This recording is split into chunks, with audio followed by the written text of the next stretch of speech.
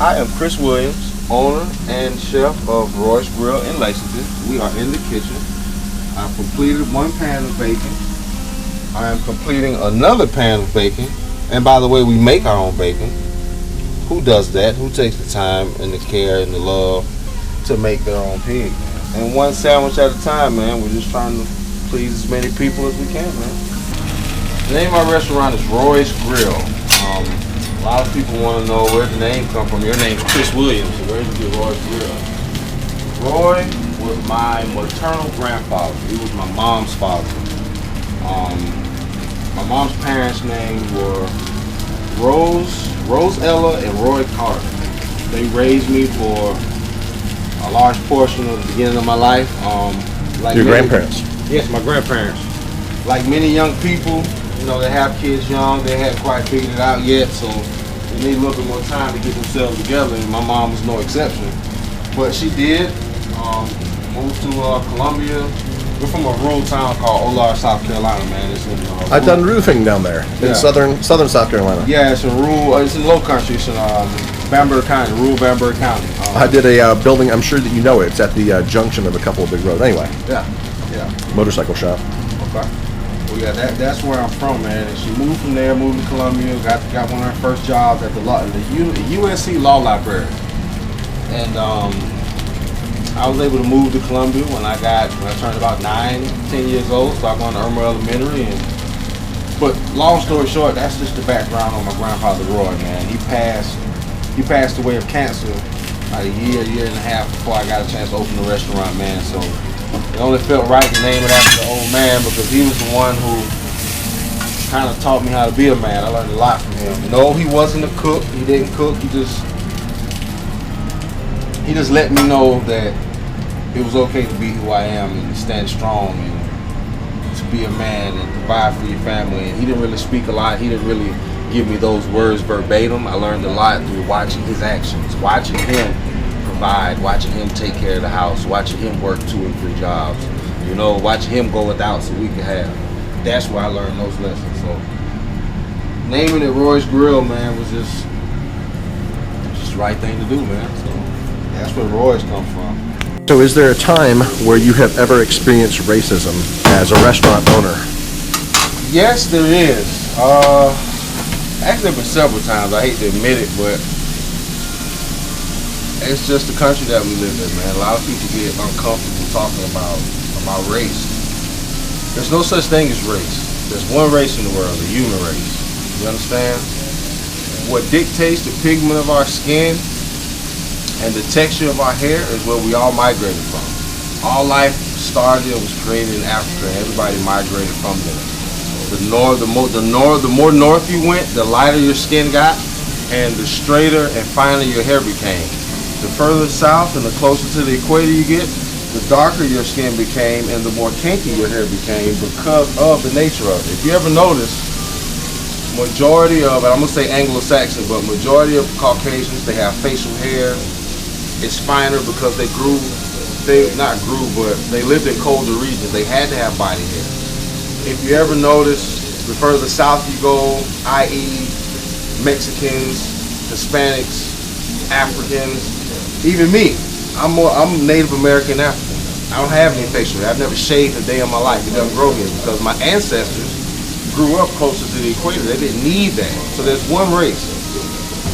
But aside from that, yes, I have experienced racism. I've had people come in here and once they see it was me and my staff, majority of my staff were black, not by choice. That's who came, that's who applied, that's who I hired.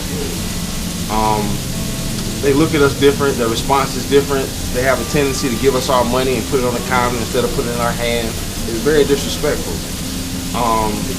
But in my life in general, yes, I've been racial profiled, and I'm not saying this, I'm not white bashing. I have a lot of,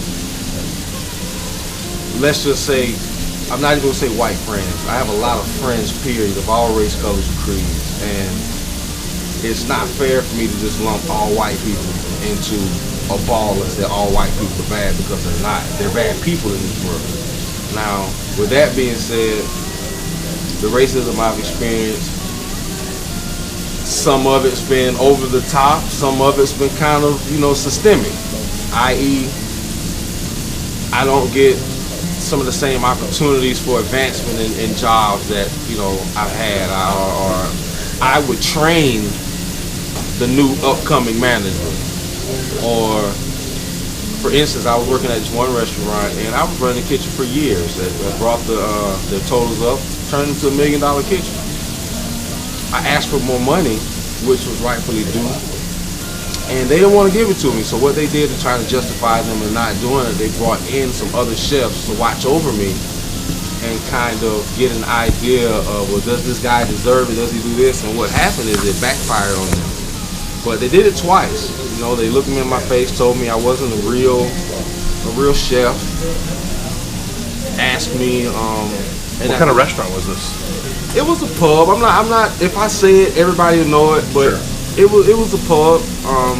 It was in the Irmo area, and it was a very diverse crowd. I had a very diverse kitchen. I mean, I've never been judgmental. I've never been stereotypical. I've gone through a lot of things. I've done a lot of wrong things in my life. We all have at some point or another, and I grew from it. So I don't have the room, and it's not my place to judge anybody. So you don't have to answer this question. Have you heard of Maurice's? I have heard of Maurice's barbecue. We used to. Have you ever worked there? I'm sure you worked at some places as a cook. I worked at places as a cook. You've probably worked at a lot of restaurants as a cook. I worked at a lot of restaurants as a cook. Never at a Maurice's? Never worked at Maurice's, but I grew up for a short period of time eating Maurice's until the whole Confederate flag thing came out, and that became a big deal. We love Maurice's. And then there was 0 black people at all in those restaurants. Yeah, there were. Not that I'm knocking them. Yeah. So this is just like a local story. Nobody knows about this. Yeah. Like that kind of thing would never happen in Illinois or Michigan. I mean, I hate to say it, but it is a southern thing. It's unfortunate. It's scary. It's nasty. But Maurice's is a local barbecue chain. Blew up, I want to say, back in maybe the 70s or the 80s with selling the barbecue sandwiches, man. I don't know how many stores they have by now, but long story short, they began to fly the Confederate battle flag over their restaurants. And as it became taboo or outlawed or illegal, because this happened when I was a little kid, I don't remember the exact story, but they were ordered to take it down. He refused. Every day he kept it up, he was fine. He kept flying the flag. And just of recent, the flag just came off the top of his restaurants. Now since then, they've tried to clean up the image. And his kids, the next generation, tried to clean up the image, but I mean, it's tainted. I mean, if you believe in karma, then you believe in the saying, the apple doesn't fall far from the tree. So I understand that's an unfair shake on his kids because his kids aren't him, but they have to understand that they are essentially carrying out their father's legacy, part of which was bigotry, racism, hatred, even though they might not be. I don't know the best of this. How do you feel about Black Lives Matter? I think it's necessary. I think it's justified. The Black Lives Matter movement has nothing to do with white hate or white bashing. It came about because of the unjust killings of unarmed black people at the arms of the police. We just want justice. We want, and you can't say it's not warranted, it's not justified, it's not this, because we're still in the healing process of slavery. Even though it was 300-400 years ago, there have been 300-400 year long, there have been 300 or 400 years worth of ramifications that came directly from that. You had the slavery, you had Jim Crow, you got mass incarceration, you got segregation, and even now, there are more black people in prison now than there were in the slave fields doing slavery. So doing forced labor, essentially, because that's what you do when you're in the joint. Exactly. And I mean, the prison industrial complex. The prison industrial complex. All right, so here's a question. Yeah. I know you through DNI. Obviously, I own a business, you own a business. Mm-hmm. Well, so keep talking. I'm going to get this off of y'all. You're a businessman in the community. Mm-hmm. I am. So, in general terms, any of us who own a business, in historical terms, we've always run the show. Right. You run the show because you make the money. Right. How do you feel we can change society? How do I feel we can change society?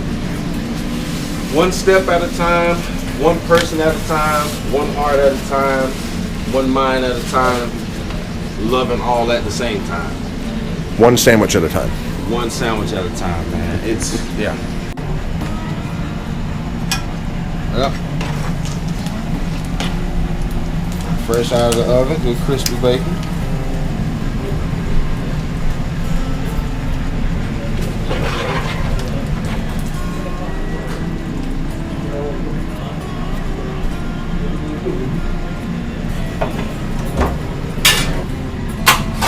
Even though it doesn't look like much to a lot of people, man, it was a big deal to me and my family. For me to, kind of step out on my own, be a businessman, be an entrepreneur.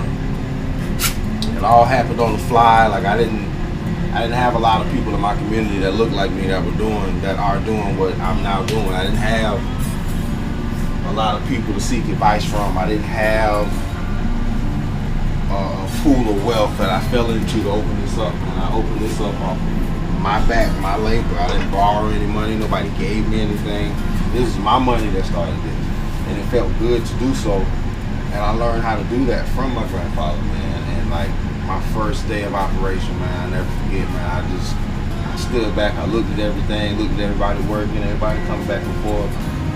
And I bawled, man. I cried like a little baby, man. I went outside, called my mom, cried on the phone with her, thanked her for instilling the values that she instilled in me as well, because my mom was a very strong woman, man. I watched my mom.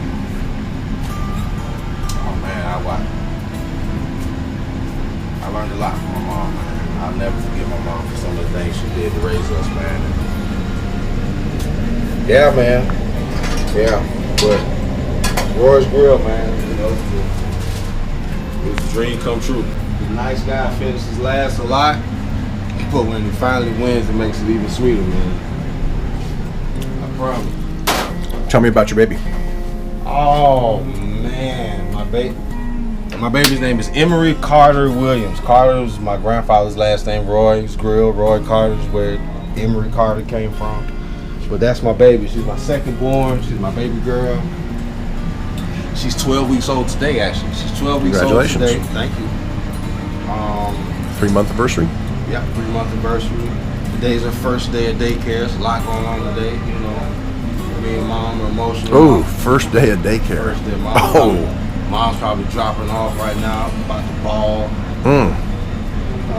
That's tough. Yeah, it is, man, but we found a good one, though. I used to work in the daycare. I used to work in that field. Wow. So, I worked with kids for about 10 years. I've done a lot of different things. I worked with kids for about 10 years, so we were able to find a good one. We trust them. So, we got a really good support system. Sausage and egg, mayo, wheat. So, we have a really, really good support system. And it allowed me to find a good daycare provider, man, because you gotta be careful who you leave your kids with these days, man. People are crazy. Just to be honest with you, people are really, really crazy. Working for state government and visiting these daycare homes and daycare centers, I've seen a lot of things, man. I've seen a lot of scary, nasty things. So you gotta be wary and cautious who you leave your kids with. My daughter's wonderful, man. She's a beautiful little girl. She's pleasant. She doesn't really cry unless she's wet, hungry, or sleepy. She fights sleep. I tried to tell her that sleep's undefeated. She won't win that one, but she's still not listening. Right now, my daughter's my world. Yes, sir. Right now, my daughter's my world, man. She makes bad days good. She makes good days great, man. It's her, my mom. Maybe one day she'll name a restaurant after you. Maybe one day she'll name something after me. It doesn't have to be a restaurant. Just whatever she's passionate about, I want her to follow that. And I do want her to pay attention to myself and her mom and take heed that you can live out your dream and you don't necessarily have to work for somebody else to do that. You can be your own boss from the start.